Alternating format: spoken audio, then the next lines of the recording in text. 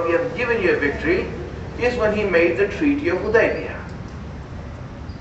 When he made the Treaty of Hudaybiyya, that's when Allah says, we have given you a victory now. Now, when we read into it, then you will understand this better. The Prophet, when he made the treaty, you see, he accepted everything the kuffar said. No matter what conditions they put forward, he accepted it. He said, go ahead, write it. And most of those conditions, you will see that, seem to be in favor of the kuffar, not the Muslims, even though they weren't.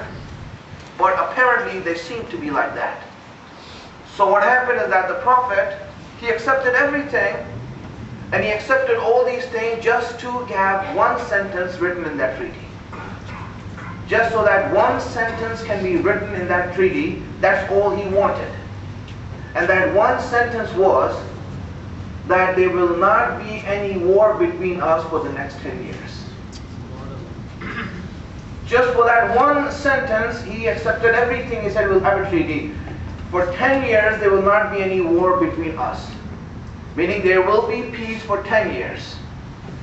In other words, Allah now, after this was done, Allah says, now this is a victory for Islam.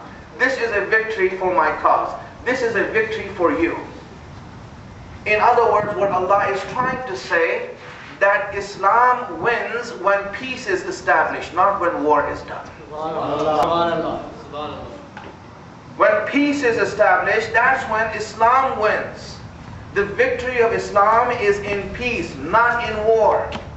Islam doesn't want war, it wants peace, because in peace is the time when Islam can be recognized by everyone.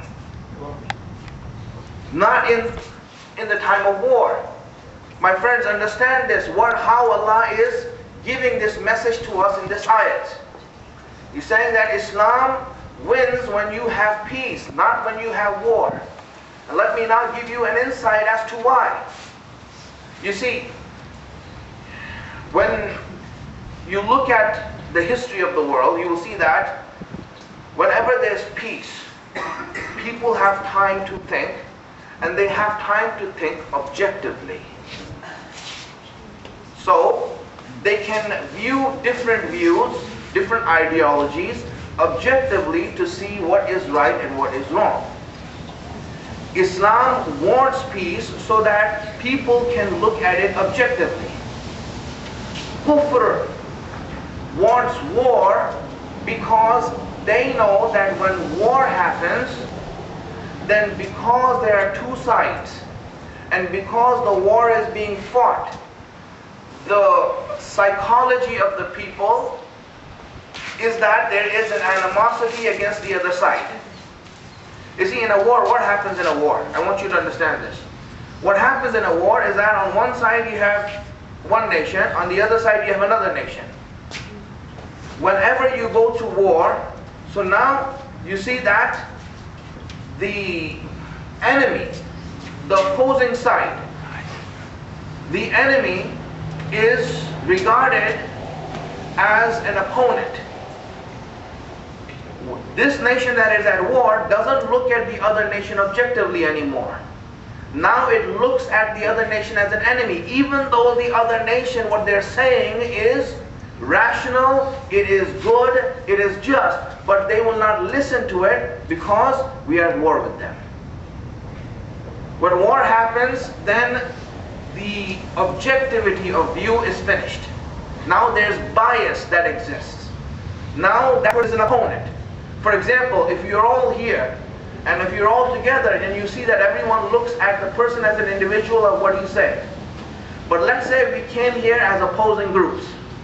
This table versus this table. Now because the opposition is there, because this table is on the other side, so now you look at the table and said, you know what? This person, is opposing me, and hence whatever he says I'm not going to accept. Because they are at war with each other. When war happens, views become biased.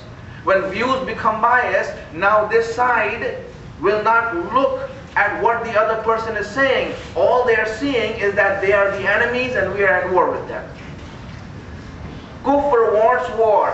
Islam wants peace. That's the reason Islam, whenever it spoke, it says, no, we do not want war, we want peace. But Kufr wants war. And the more war happens, the more people will be confused as to who is saying what, because they're enemies of each other. See, understand, this is what happens. That's the reason when a person goes to war, when a nation goes to war, they go to war not because of the fact that they might want to kill the other nation or nothing like that, but many times wars are done so that their own people do not look at the other side. Their own people do not analyze the other side. And that's the reason you see that if you look at the land of Kufr, whenever they have gone to war, the war had no issues, but the only issue was that they do not want the other side to be known by their people. The best way to do that is to go to war with them. The kuffar of Makkah went to war with the Prophet so that the Makkans can have that hatred for the Prophet and do not listen to what he's saying. The same way that they went to war so that Islam can be hidden from their own people, you see the war on terror is being fought, not because they want to destroy Muslims, but they want Islam to be away from the eyes of their own people.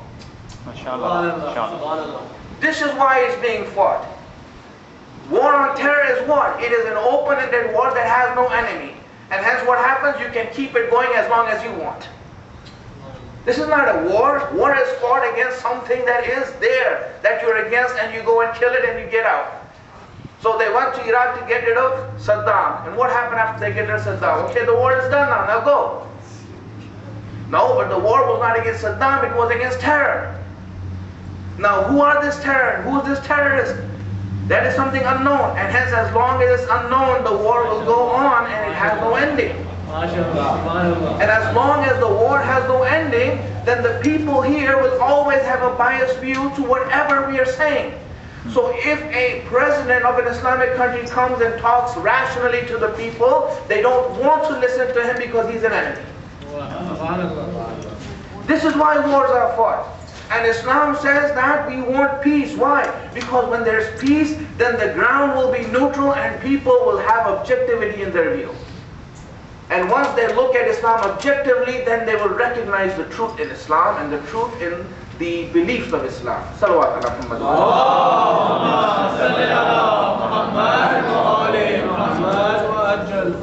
And hence, when the Treaty of Hudaybiyya was made, then Allah says, now I have given you a victory. You see, this is a victory for Islam, not the wars you fought. Yes, you defeated them in the wars, but that wasn't a victory for Islam. That was a victory for the Muslims. But the victory for Islam is in the treaty you made for peace. Now you made peace, now you see how Islam is going to win. How Islam is going to prosper. So hence, our job is to create peace. This is what we want, to create that peace so that everyone can look at Islam with an objective view. And when the Muslims, they went with the Prophet to Makkah. They went with him to Makkah. And the environment was tense. The environment was very tense.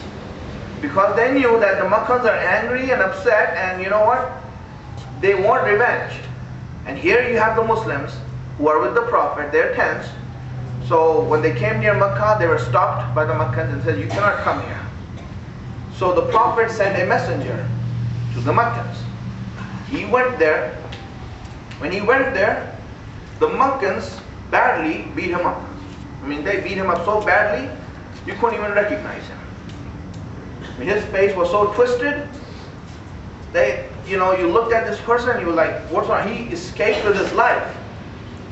He came back to the camp. The Muslims looked at him and they were like, how can someone do this to another person? They brutally beat him up. Really badly. So now, the Prophet wanted to send another messenger. He wanted to send another messenger. He said, I need another messenger. So he called Umar. Umar looked at this person who was beaten up. He said, you know what? Excuse me this time. Next time for sure I'll be with you.